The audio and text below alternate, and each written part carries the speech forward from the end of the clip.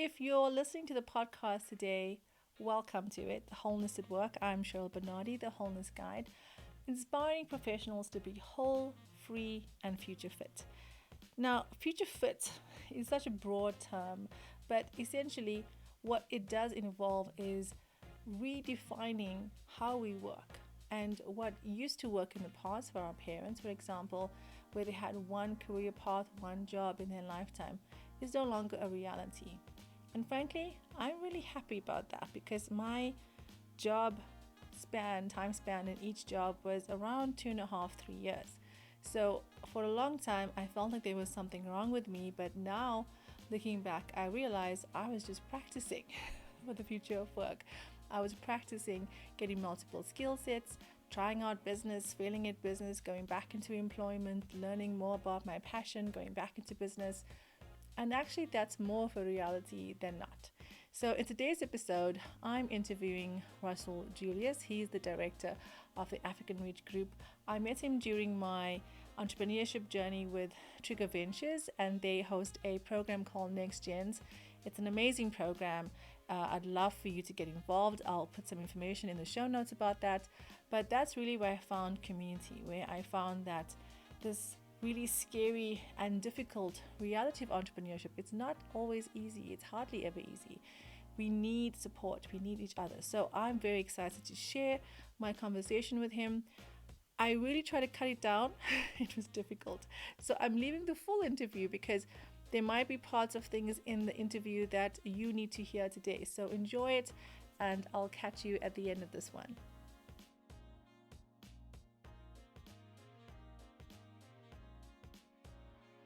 Hi, everyone. Welcome to the Wholeness at Work podcast. I'm Cheryl Bernardi, the Wholeness Guide. And in today's episode, we will be interviewing Russell Julius, the director of Africa Reach Group. And I'm excited to have you on the show today. Welcome, Russell. Oh, thanks, Cheryl. I'm happy to be here. So Russell and I know each other from the Trigger Next Gen Founders Program. And we are entrepreneurs. We are risky and daring and sometimes optimistic, and we need to be in order to be in business.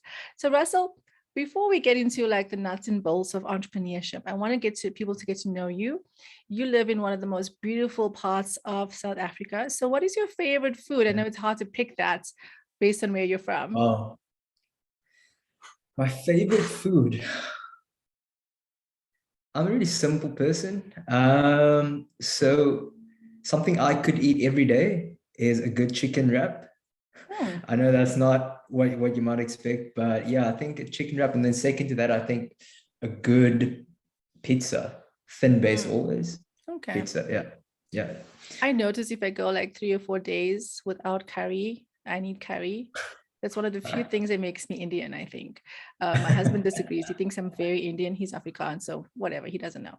But so what do you do to kind of rest and recuperate? People always say, what is your favorite pastime or hobby? But how do you rebuild your energy after a very hectic week? Usually beach time for me. I grew I'm up so quite close to the jealous. beach.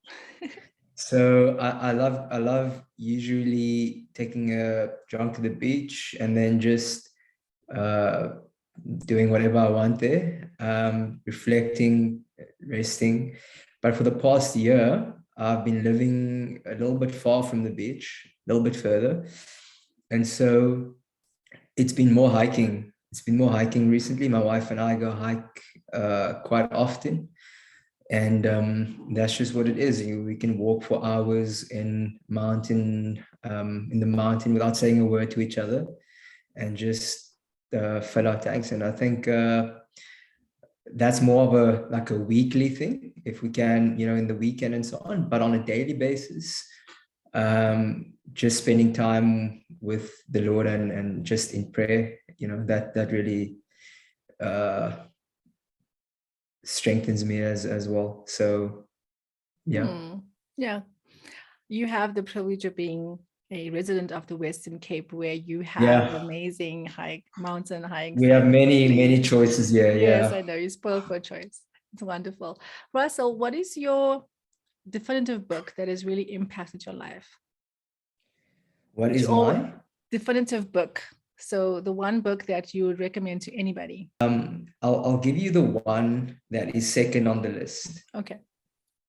And the one that is second on the list for me is not per se a business book, but it's a really powerful life lesson, and it's The Alchemist. I know many people read that book, but it's such a powerful testimony to me about how where you are, you really have everything you need to succeed, because this guy goes on a magical, wonderful journey just for at the end of that journey to be pointed back to where he started, and that's where the treasure was buried all along. So The Alchemist for me is the one. And then, like I said, I've read a lot of business books, and what I find in these business and self-help and whatever other books, they're all concepts taken from some portion of biblical scripture. So I want to say that the Bible, but then going back to more secular books. So number one, it has to be, for me, Bible, because operational, tactical, practical hints and advice is all present. If you read a proverb a day, you'll find every piece of wisdom you'll need for a successful life. But yeah, I want to say The Alchemist, and then Leader Without a Title. The Leader Without a Title by, actually, two books by Robin Sharma. Leader Without a Title, and then one I read recently has been The Everyday Hero Manifesto. I read a lot, Cheryl, so now all the books are coming back. So I don't know if you've read the book. I just asked for one, but it's okay. Okay. I don't know. I can't choose. Simon Sinek's Leaders Eat Last. That's also a really powerful book of what leadership really means, and how it's not also about title or self-appointed leadership, but really the sacrifice and the cost of leadership. Yeah. I think the world does need more servant leadership. I mean, you mentioned the Bible, and actually John Maxwell gets his leadership stuff from there. He says so himself. Yeah. Yes. So Russell, I want to take you. I'm sorry I couldn't boil it down to one. That's fine. I'm trying to move you along swiftly into the conversation. Okay. Yeah. So you obviously have like a top 10 or top 100 list of books, but I understand that I'm the same. Russell, I want to take you into a time machine. Okay. We're going to go into the Wholeness time machine right now. We're going to go back to when you were 17 years old. What were the messages that you were receiving from your family members and friends around, you know, what are you going to do with your life, Russell? What is your plan? What were you thinking? Yeah. What was your interest? What were your fears? Like, take us back to the 17-year-old Russell, and what was he dreaming of for the future? 17 years old. I smiled earlier when you mentioned 70. We started 17 years old because that was really testing time for me. I was in my grade 12 year. I turned 17 in my grade 12 year, and it was really testing time for me. So prior to that, I really had the mindset that I would and could do anything. I was quite gifted academically, and he says humbly. I like that. No. I was quite gifted academically, and I remember my parents saying when I was just a little over 2 years old, they were reading to me. So my mom had a habit of taking my sister and I to the library or buying books for us, reading it to us at home. And they say that I would pick up a book when it's close by, a book that my mom has read to us, and I would start reading out loud, and I would start reading the book. But they say that I simply remembered what my mom had read. Remember, I was 2 years old. So I was remembering based on what she was reading, and I was reading the book, Russell, that's remarkable. My daughter is 2, and she does the same thing. There's this one book specifically that she'll ask me to read, but I will sometimes say half the sentence and she will complete the sentence because she actually knows the book. So What you're telling Yeah. me is that my daughter's gifted. Thank you. I already knew that, Yes, I but think she is. She definitely is. But what I to this day, I still say that no, I was actually reading it because of course you. I want to believe I could read. So And at two two, of years old. course, sign of genius.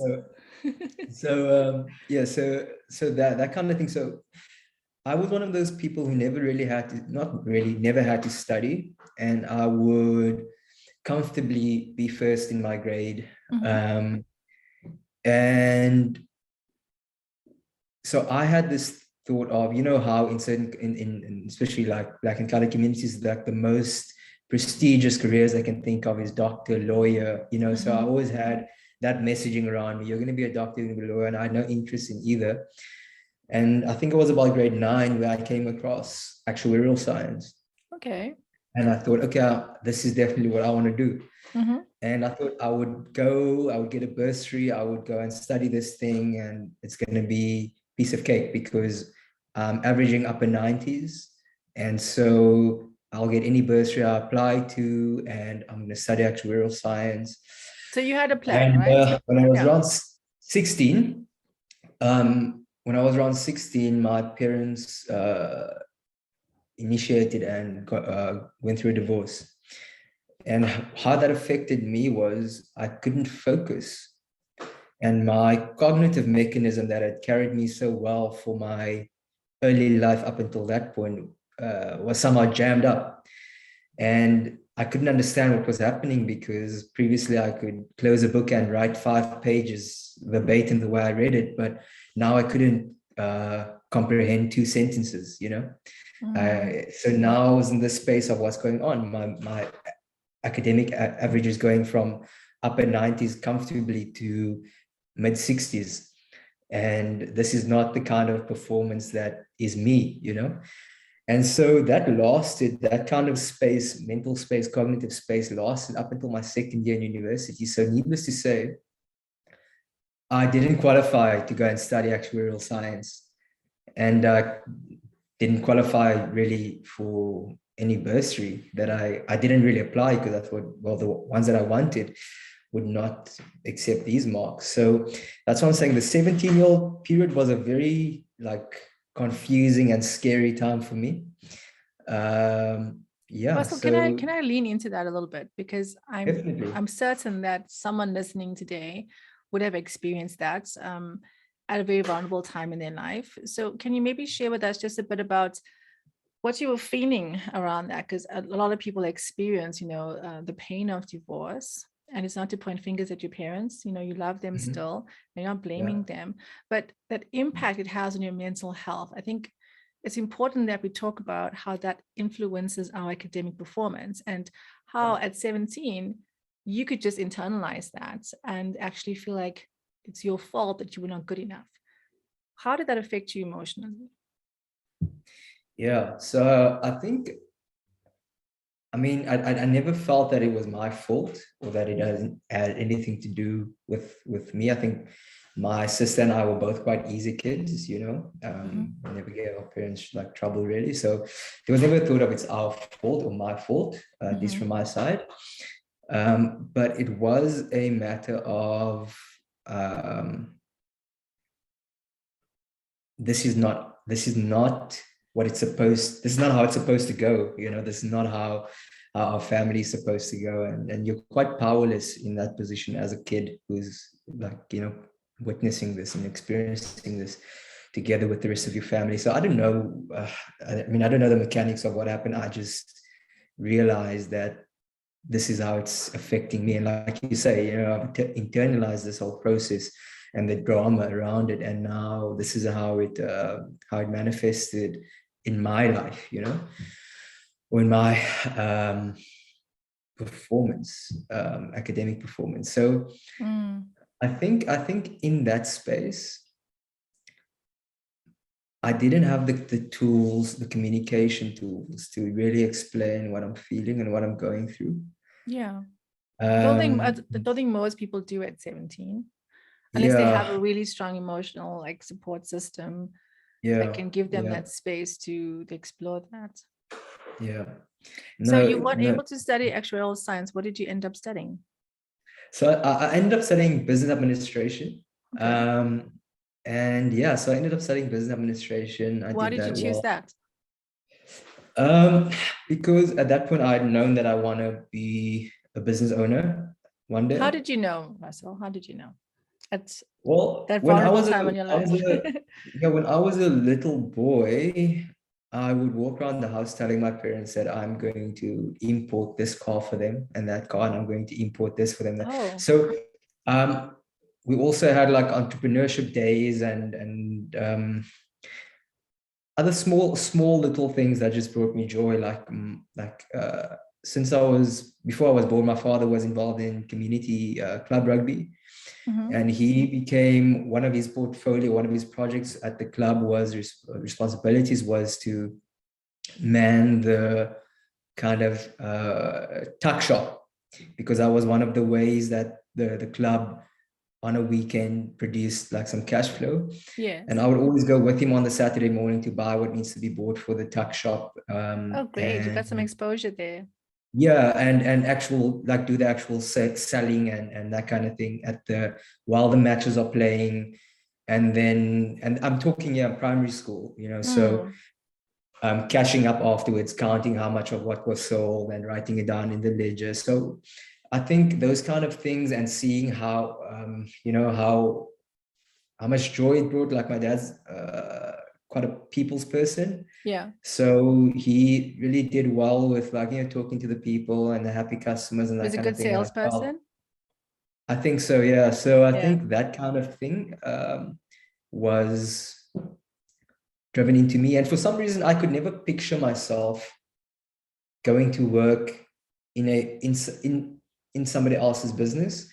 I always Hmm. felt like I was special. I don't know what that says, but I always felt like I was supposed to do something or start something of something new, something of my own, which I now understand is not really my own, but it's more of a task that I've been called Yeah. upon to You're do. leading the vision in a sense. Yes, Mm-hmm. yes, because it really belongs to all everybody that's involved. It's not doesn't belong to me. It's just I was given the call to initiate it. Yeah, so I mean, I don't really know if I answered your question the way you had No, hoped, but that's what I wanted to comment on, because I'm actually very intentionally teaching my daughter about financial concepts, because I'm not sure if you know, but the research shows that by age 3, our concepts around money is forming, and by age 7, our money habits are established. So I'm not sure well, about you, but at age 7, we don't know much about our lives, right? You were obviously in the tuck shop or in school, right? So that was great. But that's what's interesting for me. So having that exposure and actual practice, it puts something in your brain of like, hey, I can do this thing. And so funny story, like this morning, my daughter was saying on the way to school, Mommy, I want to pack away my toys, which you never hear a 2-year-old saying. And that's because no. she gets money to pack away her toys. And it goes into these 4 jars that she has, which is the 4 purposes of money, which is giving, saving, investing, spending. So she wanted to buy chocolates for her friend. So we went and bought chocolates for her friend, gave it to her friend. Friend was very happy, got some feedback. So now the next day she wants to pack her toys away to earn money to buy chocolates for her next friend or teacher. So Yeah, I'm watching this as my that's 2-year-old awesome. child, who is number one, very generous. She wants to give, but she's already understanding that in order for me to buy something for someone, I need to earn money. And most people don't put those two together, that money comes from work. And we see the sense of like, business and entrepreneurship being the magic bullet, and everyone saying, well, if you can't get a job, start a business. But I think, like you're sharing, some people have certain aptitudes that make it easier to get into business. I'm not saying no one can do that, and everyone should be thinking entrepreneurially anyway in the new world of work. Mhm. But I Yeah. love what you're sharing there about when you were very young, that interest, that drive, that knowing, that sense of like, Mhm. somehow you just knew that this was supposed to be my path. And I want to just maybe explore that a bit more, because I think there is something inside of us that our spirit knows what our life's about. You know, that we always get the message, that young people get the message, follow your purpose, follow your passion, and you'll never work a day in your life. And I think that's such a dead end street to lead people down, because number one, you don't really know what your passion is when you're younger. Two, work is still work. So even if you're doing something that you love, there's still admin, there's still lots of stuff to do, it's still work. So actually we have to follow, if we follow our purpose, then we can incorporate our identity, because you have a very strong sense of identity. We can put in our dreams in that. We put in our passions, what makes us mad, sad, or glad. And then our abilities, which is our economic engine. Like, what can I do that people will pay me for? You bring all that together, then you get your purpose statement. And then life takes on meaning and purpose. So obviously at age 17, you didn't really know your purpose. So let's go back. Let's go back in the time machine and fast forward 5 years from that, after you graduated. What was the next step? Did you know what you wanted to do? Did things suddenly magically appear to you as like, this is what my life's about? Yeah, no, definitely. So while I was studying, I thought, okay, I want to go to the UK and some pounds, and then, build up some capital and come back and do whatever. But somewhere along the line there, I had a very strong conviction that I'm called to be part of the socioeconomic development or transformation in South Africa. And so that looked like being an employer. Okay. So I started exposing myself to starting things, like starting organizations, So the first thing I started was like a student movement in the campus I was, where we collected some things for the Durbanville Children's Home, things that they expressed their needs are. And then in my final year, I started a bakery. While I was in my final year, I started a baking bakery. talents. Not really. It was a friend of mine at the time wanted to become a pastry chef. And so I said, okay, let's combine and let's join forces and do this thing. So that was my final year. And then when I graduated, I was offered an internship before my graduation at a company called NPC Recruitment. And I didn't really know exactly what I was going to do the next year or where I would want to go. So I accepted it. And I thought, okay, well, at least there's a healthy stipend. So you took an internship while you were building a business on the side, right? Yeah. So I was building then a company called kpmall.com. So KP Mall was a digital marketplace. And this was 2014. It was a digital marketplace for small scale makers. So I had looked at people from communities such as where I come from, and they have amazing craftsmanship. They have really good talents. They can make beautiful things, but their marketing and sales ability ends at like putting a flyer in a windshield wiper, or like so. Or selling it as a church tea or something. Exactly. So I then developed this marketplace called kpmall.com, where we did everything from organized photo shoots for the photos for the website, and do the marketing. And it was basically, Twitter was still like super relevant for sales then, and then it was basically Twitter and Facebook. Didn't even bother with Google, because we knew that with these businesses didn't have the budget for Google AdWords. So it was all the sales are driven through Facebook and Twitter. And what I did was I made like a branded page on the website for each of the makers. And we even did the deliveries for them. So what happened there was, so that deliveries were obviously outsourced.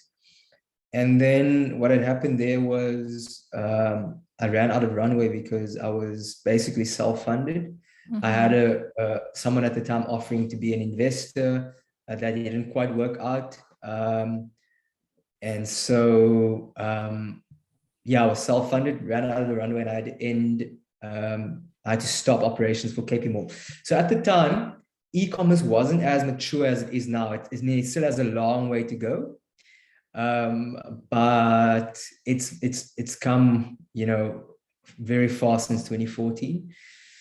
And so, yeah, out of that, when I ended kpmall.com, I realized, well, this group of businesses, the SMEs, they still need help with their marketing and the advertising. So then Spiral Social Media was born. So that was a social media marketing company where I service the same people, but simply through social media marketing. And Spiral Social Media has then since developed to what is today's career was in higher education. And I was noticing this trend that you mentioned of, young people actually starting businesses while studying. So these are all the bursary students that I was working with and interacting with. And I was like really interested because they were recognizing already that they can't just depend on if I get a job, because these are very smart young people. I know there's many young labels around young people being entitled and not wanting to work and the negative narrative. But I was seeing these amazing young people with passion in their eyes, and they have such a drive to try something, to succeed. And I think also just the growth of social media, aside from some of the negative aspects of it, is helping them see possibilities. So I love that you were sharing about, obviously you did have an aptitude for entrepreneurship, had an interest in that. But while you were studying, you were beginning to start building that. While you were working, even as an intern, you were continuing to build that. And I think that's more and more what is the normal, because young people are seeing that we can't just do what our parents did. There is no longer any job security. And I just want to add to that, to the listeners, to the viewers, to your audience. What stands out to me in that trend is that there's really not a linear view, or you shouldn't have a linear view of what your career trajectory looks like anymore. Thank you for saying that, because that's what I tell people all the time. But thank you for saying it without me prompting. And added to that, or in support of that, you absolutely have, if you have even the slightest passion or idea or inkling of an idea to go ahead in a certain direction, you absolutely have to start before you're ready, before all the what's the saying, before all the ducks line up, before the ducks are never in a everything. row. They don't like being in a row. So you absolutely have to start before you're ready. So while you're a student, it's the perfect time. While you're studying, it's the perfect time. Or even for those people who have graduated and who are working a full-time job, even so, start while you have that security of a good salary. Start it like on the side. I think every employer these days, or they should, otherwise they're going to lose good talent, they should make allowances for people having their own sideline business. I know in the past it was a thing where people had to sign that they won't do any kind of other work while they're employed by a specific company. But that's on the way out, and we see this in recruitment as well, because we also have our own recruitment business under Africa Reach Group called Human Touch Recruitment, and we see these kind of things from the best candidates all the time. It's no longer just accepting of an offer letter because they meet your salary expectations, but there are all these questions coming in of, well, what is the policy on this? What is the policy on that? Will I still be allowed to do this? I have a passion for that, which I do on weekends. Is that allowed? So people are, I think, more and more realizing that it's not just life isn't just a 9 to 5 work situation anymore, and then it's your life after that, So yeah, start now. Like, start when you're not ready. Speak to as much people as possible, as many people as possible, and just go on YouTube, check out channels like the Wholeness Guide. And thank you so much for that part. yeah. No, because you obviously you're getting really quality people on your channel to speak. Yes, the best. And so no, but really, there's just a myriad of,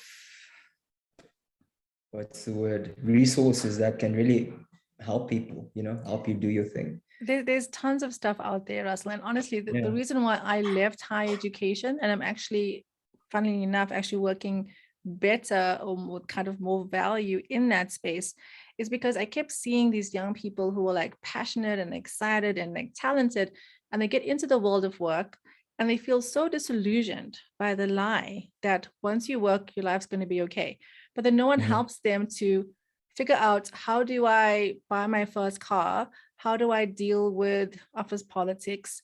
How do I speak up in the workplace where I'm heard? Like what you said about the world of work has to change to accommodate what's happening. Because if you're still having to go to an organization where they say you can't do any other extra work, and you say, okay, Mm. fine, I need a job, I'll sign on the dotted line, but then 6 months later they retrench you, that's not okay. Because you can't promise people job security anymore. So you have to allow people to actually build that space and to become entrepreneurial. And I want to ask you this question because I'm finding a lot of this in, especially with our increase in suicide rates with young people, and not actually just young people anymore, but just mental health challenges as a whole. Entrepreneurship and life is fraught with failure, and it's necessary failure because failure helps us to grow, to learn, to get better. But if we Mhm. are trying to measure our lives against someone else's Instagram feed, which is curated and filtered and not completely real, then we feel like we're lacking somewhere. And so we don't know that we can have the space to fail. We don't know that failure is okay, that we don't have to be perfect all the time. That's why I'm interviewing everyday people doing awesome things, because we are everyday people doing awesome things. But if we only measuring ourselves against the CEOs and the Elon Musks of the world, we don't feel good enough. And actually, what we're about to create in terms of businesses and other opportunities, the world needs that. So, how Mhm. can people give themselves permission, number one, Russell, to fail forward, as John Maxwell has in his book, Fail Forward? But what are some of the challenges you faced as an entrepreneur? And how have you been able to grow your resilience? So, the two-part question is, how can we fail, give us something to fail, and how do we keep moving forward? When It's it a big comes to question. failures, yeah, when it comes to failures, is the question is, where do I begin? There's been so many setbacks on my journey, all of which I own. Uh, What do you mean by that? uh, all of which I own in terms of I embrace them as uh, mine, like it's part of my journey. I wouldn't edit them out of my story. And on a secondary I level, like and that. perhaps what should be the main level, is that any situation we end up in, if you want to be a responsible, accountable person, a leader, you always have to ask the question, what was my hand in this? I love that. Thank you for saying that. You always have to ask, even if you were the one, by all accounts, if you had to tell the story to other people and they would all say, hi, shame.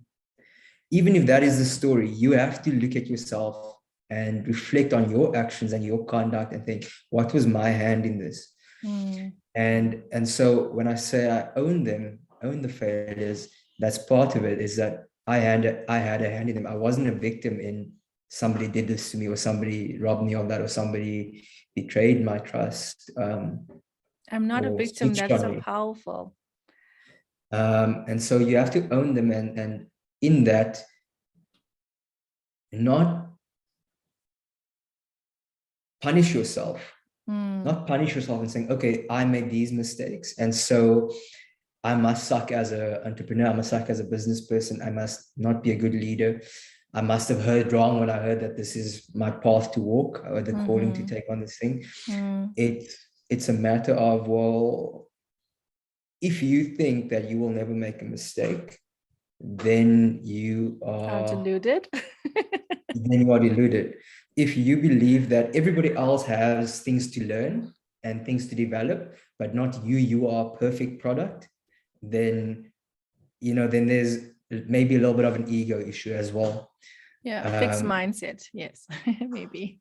a fixed mindset. Thank you. Yeah. Mm, So I think when you start understanding that you are not a finished product, that you are developing, growing, and learning, then it becomes easier to take those failures as lessons in, okay, what could I have done better? Where did I make a mistake? I totally ignored this aspect of things, and maybe I should have spent more time looking at that.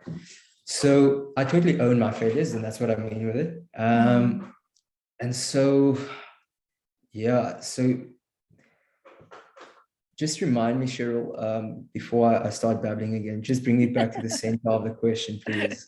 No, it's fine. I just wanted to maybe add to the fact that entrepreneurship is a lonely road, because it isn't something where you have like the salary coming in every month. So your business is only as strong as you are as an entrepreneur. And that's what's so challenging about it. So what was so helpful for me, even in my journey, was being part of the Trigger Network, and engaging on that group every single week, and hearing somebody else say, oh yes, I'm also struggling with this. You think, oh, okay, it's not just me. I don't have to have it all figured out, or I don't have to be isolated in my journey and in my process, because I like what you said there, that we're not perfect. There's no perfect thing. Okay. So in any entrepreneurship process, there's that iteration model: design, test, repeat. And actually that can be applied to every single aspect of our lives and our relationships. If we are the ones finding that we aren't able to connect with people, it's not just somebody else's fault. It's like, what is my part in this? How can I become a better communicator? How can I have healthy relationships? And I want to talk about a bit the financial part of it, because it's all interlinked, right? So this is why I started the wholeness journey, because I would notice, what you said about you would never edit any part of your story because you own it. It was so hard for me to write my book last year, The Wholeness Revolution, because it was talking about all of the things I experienced in my past. You mentioned something traumatic that happened to you at 17. I've had multiple traumas in my life, which actually a lot of people in South Africa have faced. And for me to actually put that on paper and say, I grew up in a home where there was domestic violence. I was raped at 17. I couldn't talk about it until I was 33. I was beaten up by my fiance. I think they had the shortest engagement ever, 48 hours. I can laugh about it now. I ended up in a cult, and there's a lot of cults in the world, all that stuff seems so shameful. I know you're still shocked. You haven't read my book, Russell. Why haven't you read my book yet?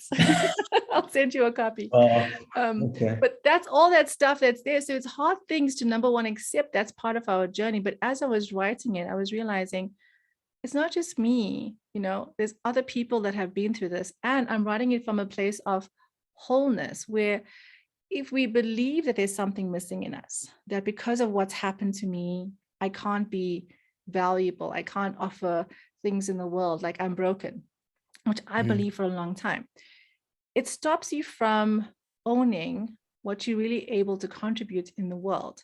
And so as I had my own journey of healing, and it was definitely a faith journey of healing, I was able to realize I don't have to live from a place of brokenness. I unfortunately had a lot of debts when I got married, and we got out of debt. And so now I'm very passionate about teaching financial principles, because as I started getting healthy in my finances, I could see how that was improving my relationships. It was improving my work opportunities, because now I wasn't stuck in debt. So I didn't have to stay in a job that was frustrating. I could actually have alternatives. So how have you found those areas of your life interlinking: careers, relationship, finances? And, if one was in chaos, perhaps it was affecting other areas of your life. Have you noticed that at all in your journey? Definitely. I think one of the things, I wouldn't say one of my favorite sayings, but one of the things that come back to me in situations like this, or when I'm faced with questions like this, is always, wherever you go, there you are. Mm-hmm. Exactly. So you can't escape yourself, right? You can't escape yourself. So the issues you face in your relationships, or in your finances, or in your workspace, or your family life, it's a you thing a lot of the time. And so if I approach things with a peaceful heart, like they don't, if I, like you said, if I approach it with a wholeness mindset, if I'm at peace and I approach any problem, that problem doesn't infiltrate my heart, so my peace is intact. I love that. So you're operating from the inside out versus the outside in. Yes, exactly. So, I mean, as children of God, we are called to be spirit-led. So that is an inside-out relationship, starting at the inside, fixing your heart set. If your heart set is powerful, is in alignment, it affects your mindset. Did you know, Cheryl, by the way, I'm speaking under correction with the numbers, but the electromagnetic field of your heart, your organ, your heart, is something like 5,000 times stronger than the electromagnetic field of your brain as an organ. I do not So, know if that's true, but we can always take the facts.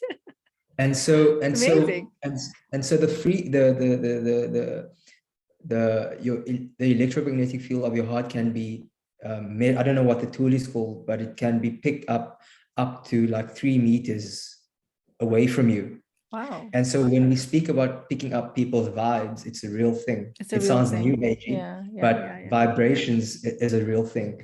So because your heart's vibrations are so strong, so it also affects how your brain operates, because if you have two tuning forks next to each other, and the weaker frequency will get in line with the stronger frequency. They will kind of meet each other, right? And they will get in sync.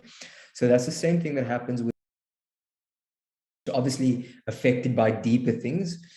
But if your heart set is healthy, if your heart is in alignment with your deepest truths, with deep truth, it does affect how you think and then how you perceive the things. So it's an inside out way of living. So again, if your heart is in the right place, if you are at peace and you've taken that time daily, whatever that might look like for you to get into the right space, the whatever the situation is in your finances or in your workplace, it doesn't become you anymore. It becomes something that you have to deal with. I like that. So you don't internalize work You into don't your carry identity. Yes. You don't carry it. Yeah, it's not on my shoulders. It's something that I identify that is not prospering. This area of my life is not prospering. Yeah. And I believe that God has promised me whole life prosperity. So all of these areas, social, physical, emotional, all of these areas, financial, prosperity. So if one of those areas don't align with that, I can confidently say that this is not God's will for my life, because this area is not not prospering. It's not in alignment. So then I can pray about it, and God is a very practical God, so He will give you things to do. There's practical things to do, and most of the time for me, I find it's just getting out of my own way, not letting my ego get the better of me, thinking that it's me, so things should just work out. But actually, you have to have conversations with people, and you have to reflect on what your fault is in this. And you mentioned financial management earlier, and I didn't grow up in a home where there was more often than not, there was a lack of finances. And I can vividly remember the physical tension that caused in the house, in the home. And so for me, a big thing that I had to overcome is even just talking about finances. And this is something that my wife has been guiding me and helping me with a lot. Just when the topic of finances comes up, I mean, personal finances, I feel tense and I don't want to talk about it, because it's never the right time for that topic to come up, So that kind of thing is something that I've identified. And so now it's not a matter of us not talking about it, or within my household, there's a tiptoeing around that topic. No, it's about me now acknowledging and realizing that this actually comes from way back from childhood, where your money beliefs were formed. Yeah. And so it's not for the world to now tiptoe around that topic when it comes to me, but it's not up to me to get healing and get healthy and make peace in that space. It's uncovering those core beliefs, because that's a lot of the 100%. stuff that I see with the financial training. And I go, I think that's my USP, definitely, in the sense of we all know what to do with money, right? We know we have to save, we have to spend less than we earn, we have to limit or eliminate consumer debt, and we have to invest for the future. We know those things. It's like, if you want to get healthy, eat less, move more. So it seems easy. But why is it so hard for us to do the right things with money? Because there's an element of the hard stuff there. So if there was something missing in our lives that we're trying to fill, then we have to spend money on it, whether it's medicating through Netflix or alcohol or whatever it is. It's going to cost us something, you know. So once we understand the root causes of why do I think the way that I do with money? I mean, even the question that I ask a lot of times is, what do you believe about rich people? And often the answer is that rich people are other people, not me. But if you look at the South African context, we are actually part of the top 10% based on our really hectic inequality gap in our country. So rich is a very relative term, right? But you have to bring your financial targets and goals into perspective of, again, what is my purpose? What am I living for? And how can money serve that purpose actually? So that wholeness approach is, what also are the kind of relationships that I need in order for me to fulfill my purpose? So if someone is going down that entrepreneurial path, even if they are working in a specific industry, it's how do I connect with like-minded and like-passionate people? Because the more that you, like you said, it's difficult, but you own your financial habits and you own your financial reality, and you talk about that, the healthier it becomes. And the more you lean into being intentional about building healthy relationships, that all feeds into building a healthier career path. So Russell, you've shared a lot with us. Thank you so much for sharing your story so candidly, and also about sharing your faith as well. I think some people can be inspired by that, even if they don't maybe identify with Christian beliefs. So what advice would you give young people who are maybe still studying and thinking about business? Give them like what you wish you had done when you were doing it, like things you wish you had improved on. I would say, think of yourself as a global player. I love that. Please repeat that. Yeah, I would say from the outset, think of yourself as a global player, because realistically speaking, you have all the tools at your disposal with the internet, with all the online platforms, to really tap into a global market and do a thing globally. And so take yourself that seriously, but also don't take yourself that seriously, meaning take yourself seriously enough to know that you can do a really big thing, but have fun with it. Have fun with it. If things will go wrong, it's not the end of the world. Just reiterate, fix it, move on. And then don't be too proud to get mentors. Don't be too proud to speak to people who have been in business longer than you. Don't be too proud to go and speak to people who are doing really well in a specific industry that kind of joins into what you're doing. And you don't necessarily always have to like the people's personality. But if you acknowledge that someone is doing really well in an industry or in their business, approach those people and ask them for tips and advice. Don't let your ego, this is what I would tell to 21-year-old me. Don't let your ego stop you from accessing what you need. Is it because as a 21-year-old, you might think you know everything that you need to know already, but you don't yet know what you don't know?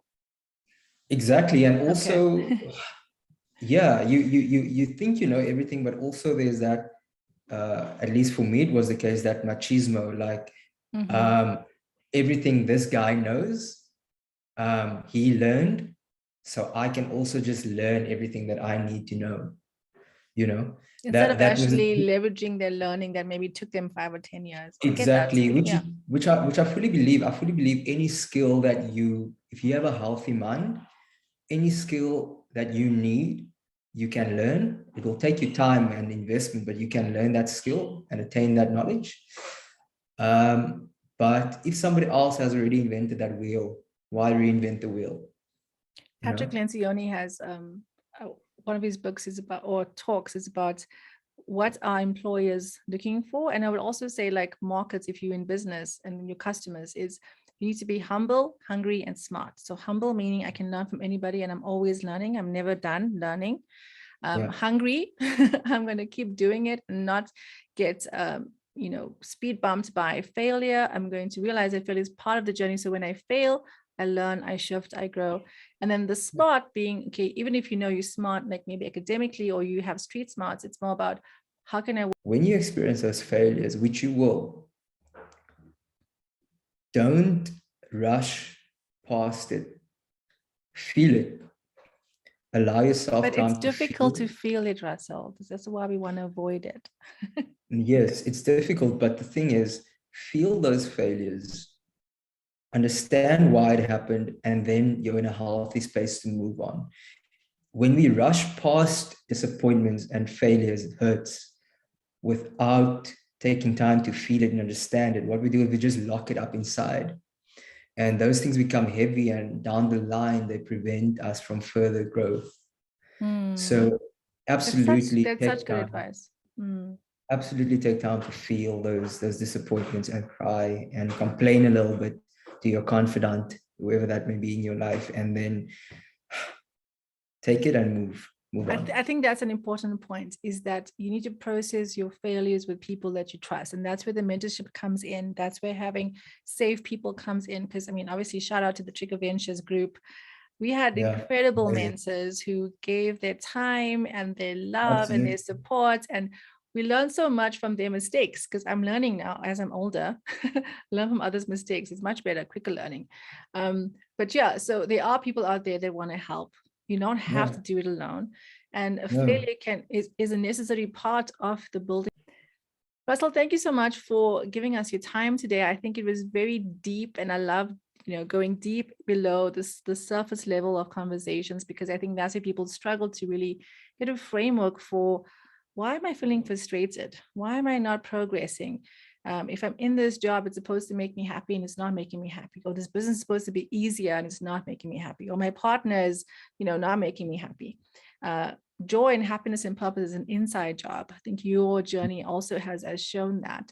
So what does the future hold? If we had to go into the time machine of the future, what does the future hold for Russell and for a continental footprint?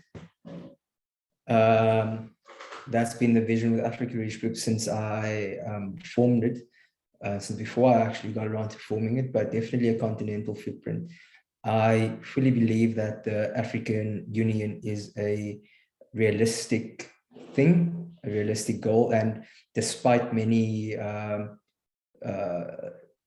delays, that it is going to happen. And Africa Reach Group is going to be a key player in that. We haven't actually delved into the core of your business. Would you like to share that with us? I mean, I can do a little bit of it. It's Africa Reach Group is a fully diversified group of companies. So we have at the moment 5 operating businesses under Africa Reach Group, and the plan at the moment is, or the plan is, to strengthen these in our domestic market and then roll out to neighboring countries and other key economic players on the African continent, and really be a force for good in Africa. So wherever we go, obviously wherever we have a footprint, we will get involved in sort of community building as well. But also just when there are external players that want to get involved in Africa, want to get involved in operating in Africa, that they see Africa Reach Group and say, okay, well, this corporation has successfully planted businesses across all these different industries within the African continent. They Mm. surely know the domestic markets, but also continentally. So this is a good partner for us to establish our footprint on the African continent. And so that's it. So for now, like I said, we have the 5 operating businesses, and we are gaining quite a market share in each of our industries that we are operating domestically within South Africa. And I'm already in talks in some other African countries of distribution partners there for whichever business unit it makes sense for currently. So that's us. Great. Russell, I really appreciate your time. We could talk for hours Yeah. because we are both talkers and we're very deep people and we read a lot and we love to help other people. But I think let's end it here for our listeners and our viewers. But I'd love to have you back on the show again and maybe explain. My book, Managing Money in the Real World, is coming out soon. So we can maybe also go a bit more into, how entrepreneurs can manage their money in a way that helps with the cash flow realities of small businesses. But we'll have you back again, Russell. Thank you so much for your time. Thanks so much, Cheryl. I hope what I offered was enough. And yeah, definitely keen to come back for a second go. Wonderful. Enjoy your hikes and walks on the beach. Do not send me photos. I will be very upset. Thanks, Cheryl. Cheers. Bye. I hope you enjoyed that interview. I enjoyed interviewing him. I love speaking to real people doing amazing things, and I know that you are one of them. If you need any help to find your meaning, find your purpose in life, please reach out. I'm here for you. Have a great day.